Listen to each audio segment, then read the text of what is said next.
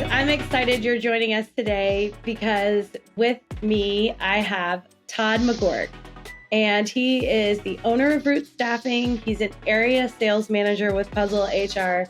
He's a short-term rentals owner. He's an ordained pastor, and he's just an all-around fun guy to get to know. And if you want your team to walk out of a meeting fired up, he's the guy I would put in the room probably. So it's really great to have you joining us today, Todd. Thanks so much for your time. Thank you for having me. It's good to be here. Good to see you again. I know. Now, long. when we were catching up, you were submitting, kind of some things that you really let lead your life. And you mentioned, I always like to go into the scripture that leaders use because it can be hard to choose one. When people are saying, what's your favorite scripture? What leads you through life? You're like, all of them, right? Shouldn't they? But you mentioned Colossians 3:23 and 24, and it says, whatever you do, do it from the heart for the Lord and not for people. You know that you will receive an inheritance as a reward. You serve the Lord Christ. So you've had kind of this really beautiful winding road of career. Tell me a little bit about why that verse just speaks to you and how you apply it. Yeah, I think I'm not the most skilled person. The older I get, the more I realize about myself, what I'm good at and what I'm not. And I'm good at just a few things. And even less than that, yeah, I would say I'm really good at like one or maybe two things. And then I'm kind of good at a few more. And I'm really bad at most everything else. So when it comes to like skill sets and gifting, I don't line up as well against other people, in my opinion. So what I guess even from an early age, playing baseball competitively and in college, I've always had to work a little bit harder, right? And so when I became a believer, when I was born again, I started to understand why God made me the way He did, right? And doing things through maybe less, and doing bigger things through somebody that maybe. I mean, the reality is, if it's not for Jesus, I always tell people this: I would probably be unemployed, playing video games all day, having multiple children, with different women, and living in a van near a body of water. That would be my life. Down by the river? I'm telling you, that would be my life. Like, it would be a very bad life without Jesus. So in who I am naturally, it's not a real gifted package. But I will tell you that God taught me early about the work ethic. And then through His grace, He's done some cool things in my life that I should have been a part of. All Him. But then my role in that, I think one of those pieces that I brought to the table was just knowing who I was and knowing who I'm not, and then just giving everything I had to whatever I put my hands to. And so I just knew early, even before Jesus, I was going to have to work harder. Then after Jesus, understanding why that was and being really grateful that I had some shortcomings so that He could get glory and not myself. And as I've matured in Christ, to just more and more accept that. Love how God's made. But a piece in that puzzle of, I think, of some of the things God's done in my life is me working really hard, and regardless what season that was in or where that was at. I remember when I was pastoring at River Church with us, we would get out on Sundays and I'd go scoop manure for 3 hours for years with my kids. We'd run around a farm together. Or, when I transferred out of ministry and having to start a new career at 35 with 3 babies in the middle of nowhere, Columbus, Ohio, the group called Centos. Just all through my journey, just grace of God and me understanding I'm going to have to work hard, and then seeing some really cool fruit that happened because of that commitment. So yeah, it's and then I love these passages where it was just as if for the Lord and not for humans, because there's just people and organizations and jobs I just didn't want to work hard at because I didn't enjoy, but putting this verse in context as if I'm serving God in everything I touch. I don't know, really super important verse to any success God's given me. Yeah. That's really cool. I love that you said that, because that was one of the things I love about how you craft and tell your testimony that God has written with you. And that is, you talk a lot about what you cannot do and how God uses you through that. Can you just share a little more? Because I think that is something, especially in business, especially in leadership, that, I talked recently in an interview with someone who said, people got mad that they used the word servant in their material because it didn't sound powerful or confident enough. And that can be really jarring for people when you talk about servant leadership and talk about what you can't do and lead with vulnerability. So hearing you lead with that just in the description of your favorite verse for work is really cool. But could you share a little bit more about that story?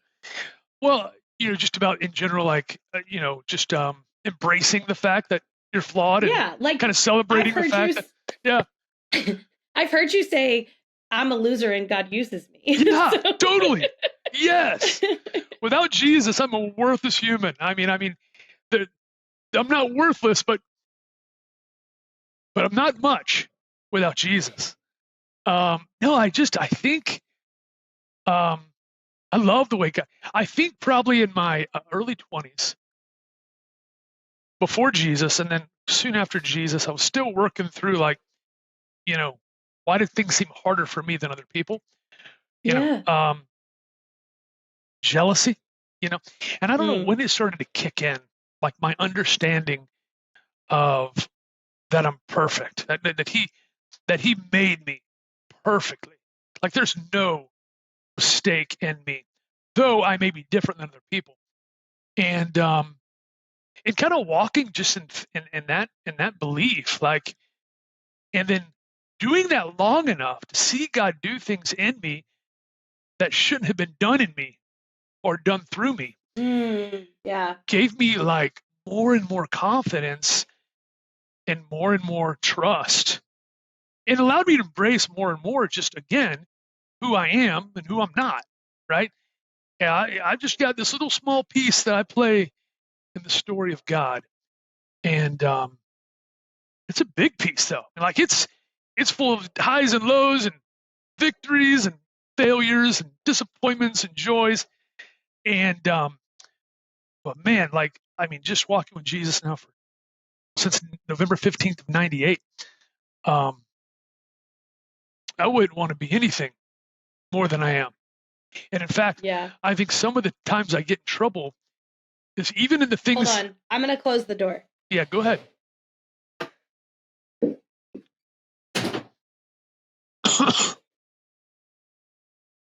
Sorry. Yeah, and I think where I get myself even in trouble sometimes is when even in the few things that I do well, I start to take credit for those things, or I start to take pride in those things.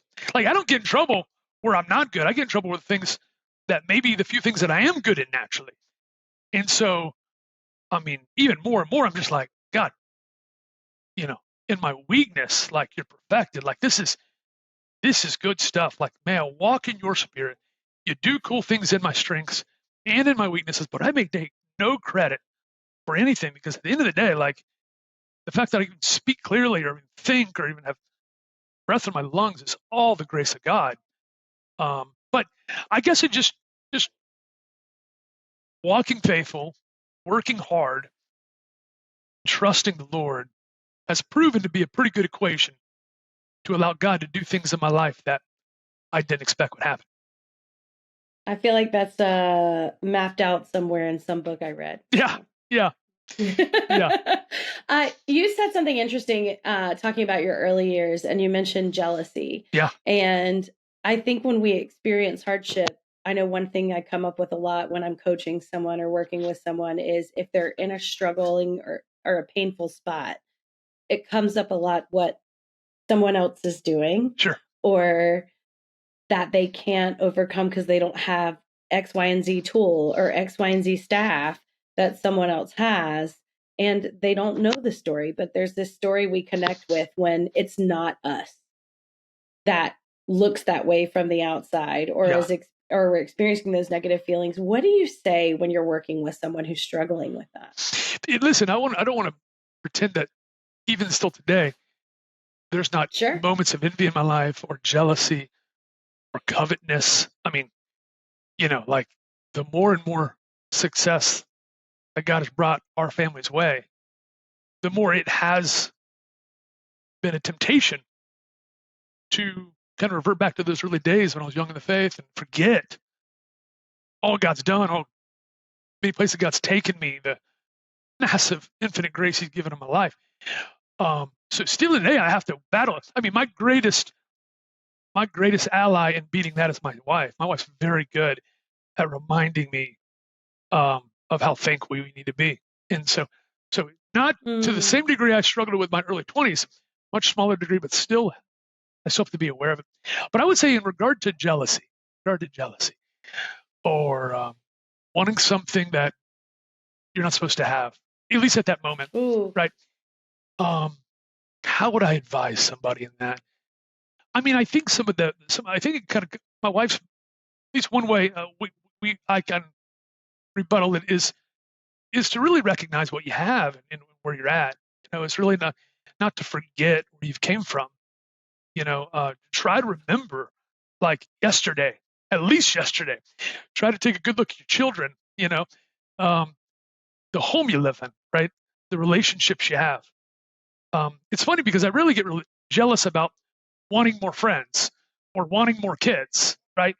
It's always my temptation to want is usually tied to material things, right? And so when Lori's reminding me, she's not going, hey, you know, don't be jealous because we have this much money, because we have, you know, some real estate, or because we have a company, or because I work for a great company. She's not reminding me about those things, the material items. She's reminding me about the things that are actually really important. You know, like you were born again. You've got 3 kids. B, our church, relationships, health. I mean, there's, you know, and so she kind of takes me back to the really important things, where, you know, the material things tend to, you know, they can distract. But so I don't know. That's a good question. I mean, still at the end of the day, like our insecurity is going to continue to grow and it's going to get out of control unless our security is in Jesus. I mean, He's the only anchor in our life. Like He's the only true north. I mean, it's like much of a cheerleader as my wife is in my life, coach and, you know, friend and love. Still, her best advice is back to Jesus. It's like, hey, Todd, how's your walk with Jesus going? She can always tell. She'd be like, you haven't been spending time with the Lord lately. I can tell. You know, so I would encourage somebody to draw close to Jesus and reflect well and remember. Yeah. That's so good. Now, y'all been on a kind of a journey. You planted a church, so you entrepreneurial spirit even started there, and then God called you kind of into some new things outside of the church. Can you just talk a little bit about that transition and how God is using you now? Oh yeah, that was so hard. That was so wonderful too. It was like the hardest thing was leaving you and the church family that we were a part of. Took me 2-3 years to get over. I just, you know, just golly, just such, it's family. It was my family. And, but yeah, probably I was about 34, 35, and 44 now. I felt like God was saying to go into the workplace. And so we left River Church. We headed to Columbus, Ohio, where we knew nobody. But it was the only place that somebody was willing to hire an ex-pastor. And the only reason they were willing to hire an ex-pastor is just because Matt Green knew the guy who ran the Cintas facility in Columbus. He put a call in and said, I've got no proof that Todd can sell anything, but I think he could sell for you. So take him on as a sales rep. Do me this favor. They grew up together. And he did Matt a favor. And so we moved to Columbus, and we moved in this home in a place called Lancaster, Ohio. And I remember the first night the AC was broken and we were all hot. And my children were sweating. And I remember laying in bed, couldn't sleep, could hear the traffic outside the window. We had to rent a really cheap house, really low cost house off a major road. So it was the best we could do at the time. Traffic's buzzing by. I'm like, good night. I just moved next to a racetrack. And then secondly, the AC doesn't work on night number 1. And I have no relationships in Columbus, Ohio. And I was like, did I make a mistake? Like, God, what have I done? Like, this is a terrible decision. And it's funny. I remember for about a week, I was in that place. I was really down.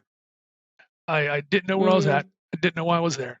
I knew it was supposed to be there, or at least I thought it was, but it wasn't clicking. It wasn't like, I just imagined it would be, top of the mountain, the step of faith, but felt low. And I remember I was driving into Yeah. work, and and I just remember I felt like the Lord had said to me, like, as I'm driving, quiet, kind of just disappointed, I want you to commit to this job and to this new career the same way you committed to me back in '98 when you were born again. And I remember at that moment, Dang. Candace, when I came November 15th of '98, when I committed my life to Jesus, I remember him saying to me then, I want you to commit to me the way you've committed to baseball.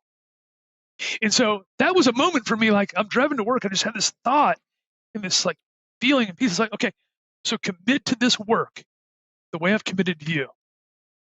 And so I did. Like the same way that I served the church, I just decided, regardless of how I felt, I was going to go back to this Colossians 3:23, and I was just going to lay it all out, walk in faith, trust God, work my tail off. And man, God did some really cool things. And yeah, there's just so everything that's since then, I just is a fruit of grace of God. So from sales, obviously you were doing some HR work bivocationally before you left the church, and now then you went into sales. And then how did Roots and all of that come about? Yeah, so we left the church 35 years old. So it was like 2015, I think. Me and a buddy, he was a missionary in Africa. We wanted to start a gospel-centered staffing company. And so still to this day, the staffing company exists. And we help people get jobs. And every person that gets a job coach assigned to them. That job coach for 13 weeks develops a relationship. So they're working a regular job, and our job coaches will call them on a weekly basis. We'll talk 20 minutes a week. And these job coaches are praying for them, encouraging them, connecting to social services in the city, sharing the gospel, sharing their testimony, learning their story, working through, starting a new job and some of that assimilation difficulty into a new career. Yeah. And so those job coaches are like when we thought we were going to start Root staffing, that's kind of what made us different is we were going to do staffing like everybody else, but we were going to really walk next to these employees and show them Jesus and share Jesus. And whether they believed in Jesus during that 13 weeks or not, that was between them and God. But we were going to make an impression on them in the name of Jesus. So for years we've done that, hundreds and hundreds, probably thousands of people. And so, what metros are you in? Well, we can staff anywhere, but we primarily stay Midwest. Okay. Yeah, okay. Just by influences. Anyone listening is going to be like, I need to hire people, and how do I get them? Sure. Yeah. Yeah, a lot of temporary to permanent labor is what it is. Yeah. Yeah. No, that's amazing. Anyone I'm working with right now, staffing is like the hottest topic. Even if it's great staff they have, finding new staff as they grow, it's just such attention right now. What are things you do on the employer side? Do you have suggestions if someone is plugged in and going, how do I do this better? Because something's not working. Yeah, like suggestions to like recruitment for the HR side. Yeah. Well, let's talk about HR. Yeah, so Roots is primarily staffing. Then I work with a phenomenal company called Puzzle HR. We're a national HR consulting company, managing, like primarily working in managed services, managed payroll, managed HR. So in other words, co-sourced or outsourced HR, payroll, recruiting, benefits, onboarding, all kinds of stuff. So how do you do HR better in this? And it's a tough environment because, less and less people are getting into HR. It's not a real popular vocation, right? It's a little bit underpaid and definitely underappreciated and severely overworked, right? How to do HR well? Man, that is a loaded conversation. Right? They need people like you around. Well, let's. Yeah. You're sweet. I think we should drill down and talk really about retention a little bit, because when I'm working with a leader and they're experiencing turnover, the blind side of what is causing turnover can be really painful to peel back the layers on. because sometimes it can be a culture issue that's been there since the beginning, or something beyond their skill set. So, what do you suggest, or what are your thoughts on that? And how do you work on retention in a climate like this? Yeah, retention in a climate like this. You're right. Culture is a massive deal, right? But then culture's so big. Like, what is culture? How do you define culture? Like, where does it stop and start, beginning and end? Could be pay rates, right? Could be people in the wrong seat on the bus, right? Maybe it's a great company. Maybe the pay is awesome. Maybe the culture is fantastic, but we put them in a position where maybe they're not most skilled or they don't enjoy. You just move them to one other seat, they would thrive, but maybe there's a failure to recognize that because of a lack of performance or development emphasis. Yeah. When it comes to HR, it's most companies don't have great leaders in that role because, again, they're hard to find. There's a lot of turnover in that role. The average turnover in HR is every 2 to 3 years. And then HR is super busy. And so to really get out of those men and women, the things that got them into HR, like how they influence people and how to attract and retain great talent, how to develop, you've got to get other things off their plate. So HR becomes a catch-all for a lot of things. They get bogged up in payroll or administration or benefits or, extra responsibilities. And they actually never get to do what they want to do. And they end up leaving. Or that company ends up, not being able to attract great talent because it has a reputation. HR is a heartbeat of an organization, HR. So I would say, if I was going to encourage anybody in HR, is companies like Puzzle HR, leaders like yourself, get around people that know how to do it well. Let them console you. Let them, peel back the onion. Let them get involved in your organization and identify some of those gaps. Right? These costs to work with HR consulting companies like myself or others, these are not high cost, especially in relation to what it's costing the company in turnover, or not attracting good talent, or lack of production. Unhappy clients are often because you have unhappy employees. And so I really love that you said that about outsourcing the processes so that the HR can actually do what they want, what they should be doing, the relational side. Because what I find a lot when I work with a company or even a church, is that they will outsource their HR processes and think they've replaced their HR. Like they don't need an HR on staff because they have a payroll system, or they have an onboarding software, or something like that. And then they've taken out the most important part. They really were freeing the position to do what it needed to do. No, totally. Yeah, if it's a culture issue, has so many ingredients to it, right? But one of the biggest reasons a culture struggles is a lack of emphasis on creating culture. Again, it's not going to be replaced by technology. It's not going to be replaced by more meetings. It's not going to be replaced by the HR leader having her door open so anybody can walk in all day long and keep distracting him or her. This is not what it is. And so it needs to take a good, you need to take a good glance at it. Get some people around you to help that conversation evolve. But a company with a great culture, man, it will affect its output and its product. It'll affect its retention. It'll affect the work-life balance. It's going to affect morale. It's going to drive revenue. Again, I cannot, unfortunately, HR is seen oftentimes by companies as, let's give it to HR. Let's give it to HR. Let's give it to HR. Ooh, then HR never gets to do what they do and get blamed because culture is struggling. That's so true. I had a company I was talking to a few months back, and they didn't have an HR, but they had an office manager that was supposed to, so we talked through that. And then it took like a couple of months of going, well, we usually give that to that person. And I'm like, that sounds like an office manager thing, not an HR thing. Yeah. So You've got to start. But that is hard because it's hard to let go and somebody have to take a process on they didn't necessarily want to do, but maybe you need an admin, maybe you need some other things, but really defining it. I think the turnover rate of HR is startling to hear you say. Every 2 to 3 3 years. Yeah. And the thing, that's less than that's shorter than passion. I know. Listen. I say this is what I say about HR. HR is like the new nurse, the new teacher, right? Most valuable people in the workspace, but they're underpaid, they're overworked, they're underappreciated. HR is in that realm now. So yeah, it's I know your background, Candace, your background is in HR.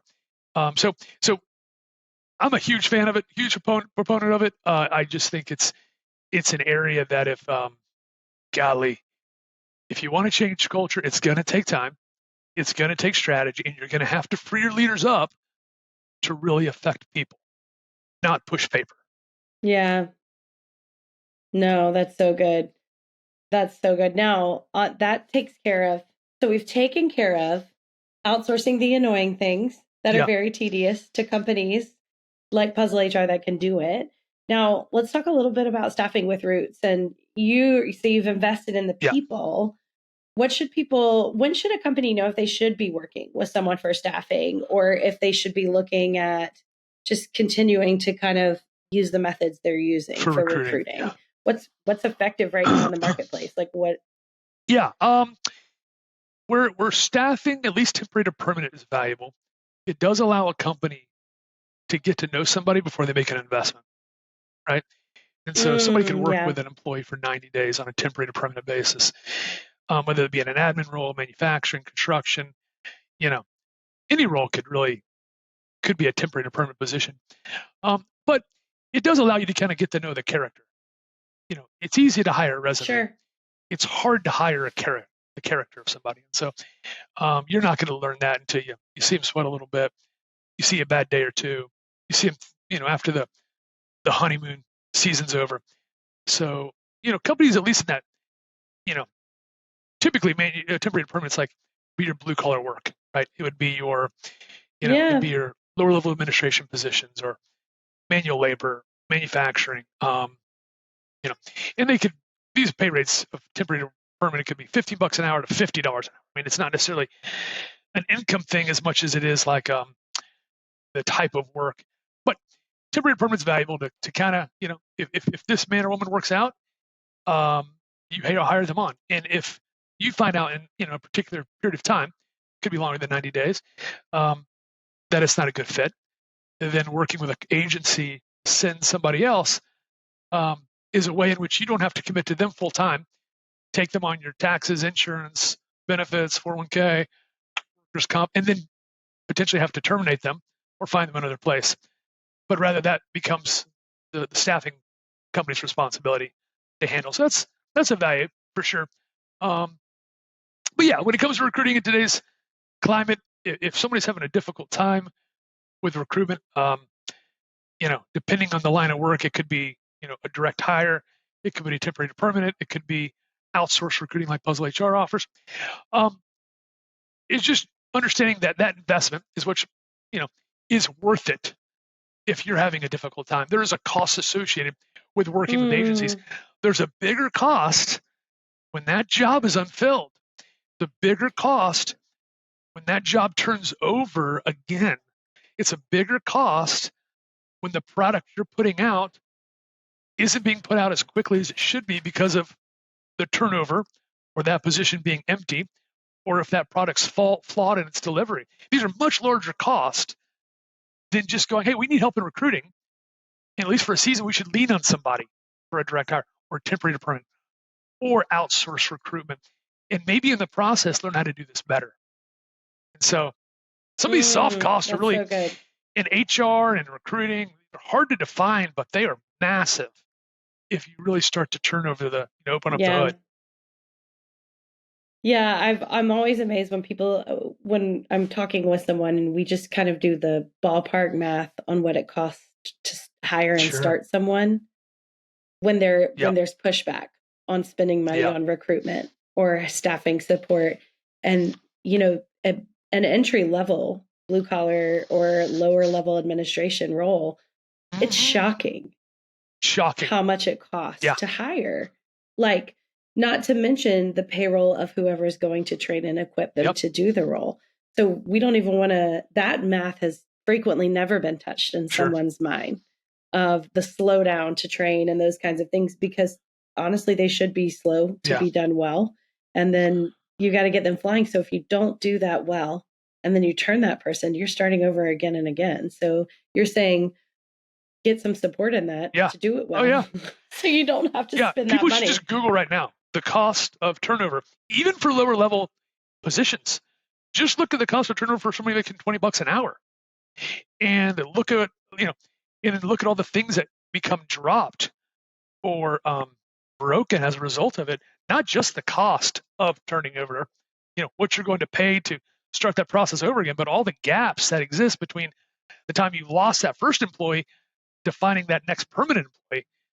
It's a huge cost, much more expensive. It's one you can't quantify well, so people just assume it's not there. You talked about roots and just kind of the beautiful ministry that was in you and your partner's heart when y'all started it, to really care for these people and come alongside them in life change. That's just so different than a lot of approaches. There's a lot of theory about not crossing certain boundaries with your team Yeah. or with people in the workplace, and you kind of do that Yeah. completely differently. How have you seen life change in that, and why are you so passionate about it? Just talk a little bit about it, because that's going to be very different from what some people Yeah. have been taught or heard. Yeah, Or it was funny. I was practiced. walking around the grocery store, and I thought you'd ask me this question. And I felt like when I was walking around the grocery store, I had a really good answer, so I'll try to pull it back out. But yeah, I was in the fruit aisle when I was thinking about you, and that you would probably ask this question. But gosh, why the gospel? Or I'll tell you what, one of the things I was thinking is, I do think the enemy has done a very good job of making us believe that this is a thinner line than it is, right? Like there's just a thin line between the gospel and the workplace. Like there's just no room, or it's just so dangerous, and it's just not going to work, or you're going to get fired next week, or you're going to lose that sale, or that relationship would be tainted forever. Walking with Jesus for as long as I have, and in my head, it always is much worse than it actually plays out. If I'm thinking about having this conversation about Jesus with somebody, I build it up so big, and when I actually end up having it, it's just it always goes so beautifully, and it's so much easier, and the response is so much different than I kind of created in my own head. And I think it's the same thing that we've learned in the workplace is there lines? Sure. You got to use some wisdom? Sure. Right? I mean, this would no less amount of wisdom or you know or prayer that would go into talking to your neighbor about Jesus than you would another employee or somebody that works above you or below you. Like you're gonna have to be prayerful. You're gonna have to use wisdom. You're gonna have to be gentle. You're gonna have to be loving. You're gonna wait on the timing, right? Um, you're gonna model Christ. You're gonna walk with Jesus. They're gonna see it in you way before you share it, probably. But all that to say, I do think we just really inflate this when it doesn't need to be. So maybe to answer your question, I guess what we've learned at Root Staffing is when it comes to sharing the gospel in the workplace, thousands and thousands and thousands and thousands of times, maybe less than 5 times it's ever been an issue where we've had to talk through how that conversation went, or there's been a problem as a result of it. God has always protected us. Yeah. And the people that have received what we've shared with them, they could have been agnostic or atheist or Muslim. And we've shared with people of all religions, no faith backgrounds at all. And really, 99% of the time got the same results out of it, where they listened, they were thankful, they loved us, they knew we loved them, and that relationship did not hinder moving forward. And I can say that at Roots, and I can say that when I've worked at, in corporate America, and I can say that now as I work with Puzzle HR. I just don't, I think the enemy has done a good job of making us afraid of something that's not there. Well, especially when you're an owner, I think there's a lot of fear just in the perception of how you can and can't care for your team. When you're the owner, you get to say who you are as boldly as you want. And God has crafted each of us to tell our story differently. And it can look different in any company, and none of them are wrong if we're biblical in truth.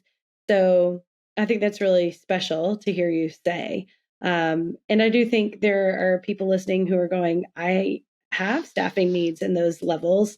And I love that there's someone beyond me, an extension of my business that's helping me staff, that's caring for people beyond what I'm even capable of. The idea that your staffing agency would be caring for these people as they come into your doors, especially as a believer, because if someone's walking in with a crazy financial history and there's so many things at home and they're trying to start a job as their employer, you can't take all of the debt of your team on and be functional. But even that kind of care that says you can keep walking and you can get through this, and we're holding your hand as you start this new job. Let's focus on that right now in forward movement.